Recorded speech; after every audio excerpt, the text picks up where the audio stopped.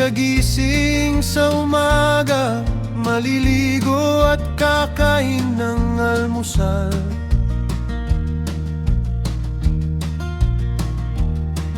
Pagkatapos maligo at kumain, papasok na sa trabaho.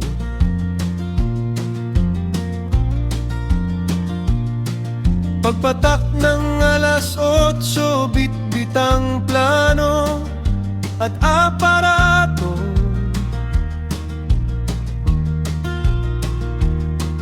Pagdating sa destinasyon, itatayo ang tripod at umpisahan na ang layout. Sa katirikan ng araw, hindi indahin ang init ng sikat ng araw. Kailangan matapos ang gawain para makagawa na rin ang kontraktor. Ganyan ang buhay na rin mga surveyor. Kung minsan ay nadidistino kami sa malalayong lugar,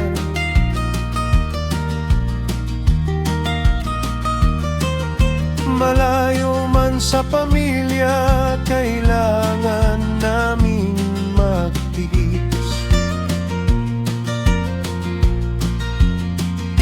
Kinakailangan namin magsakripisyo para sa pamilya.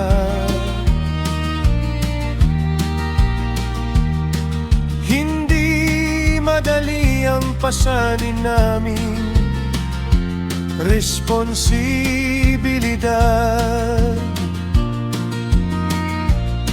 Sa katirikan ng araw, hindi indahin ang init ng sikat ng araw.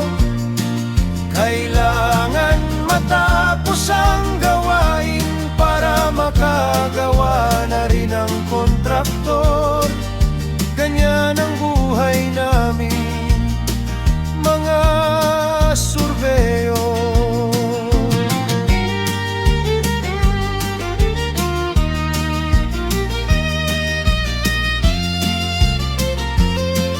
Umulan, umaraw, nandyan kami para hindi maantala ang proyekto.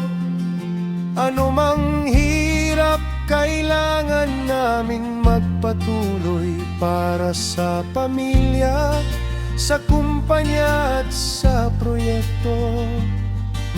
Ganyan ang buhay namin mga surveyor. Ganyan